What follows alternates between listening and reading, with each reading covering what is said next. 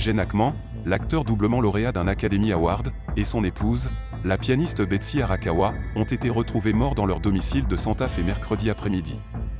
Le shérif du comté de Santa Fe, Adam Mendoza, a déclaré lors d'une conférence de presse jeudi que le couple semblait être décédé depuis un certain temps. Les autorités ont découvert les corps de Hackman, 95 ans, et d'Arakawa, 64 ans, dans des pièces séparées de leur résidence. All I can say is they have been deceased for quite a while. You know, that's a determination that's better suited for OMI and the experts, but it sounds like they had been deceased for a while, and I don't want to take a guess in reference to how long that was.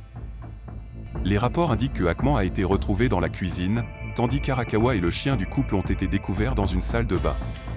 Une bouteille de médicaments prescrits ouverte, avec des comprimés éparpillés, a également été trouvée dans la salle de bain, et les deux individus semblaient s'être effondrés soudainement. Aucun signe visible de traumatisme contondant n'a été relevé sur les corps. Un agent d'entretien, qui est entré dans la maison après avoir remarqué que la porte d'entrée était entr'ouverte, a signalé les décès.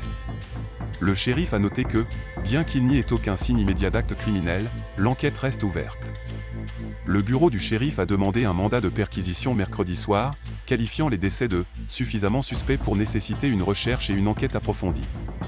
Le shérif Mendoza a confirmé que les enquêteurs explorent toutes les possibilités, tout en soulignant qu'il n'y avait aucune preuve d'effraction ni de signes évidents de fuite de gaz ou de monoxyde de carbone, éléments cruciaux pour déterminer la cause du décès. I wouldn't say odd, but it's not normal to find two people deceased in a residence. That's concerning.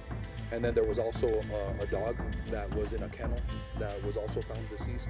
We don't know the cause of that, obviously, but you know, on our experience and working on cases like this, that is a possibility.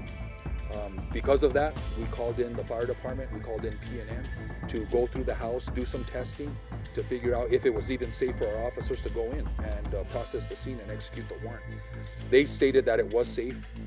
You know, I don't have the details of exactly what they located or what they didn't locate.